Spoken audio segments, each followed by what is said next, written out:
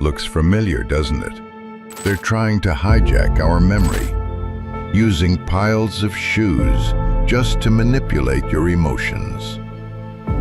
But let's talk about what this exhibit won't show you.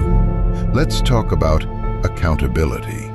Gaza is Hamas, and Hamas is Gaza.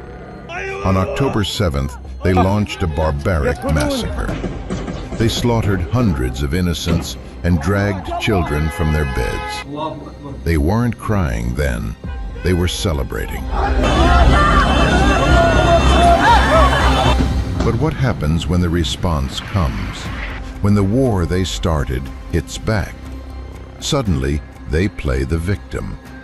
Instead of taking responsibility for their actions, they run to the world and cry. If you sow terror, don't be surprised when you reap war. It's time for the world to wake up. Stop buying the lies.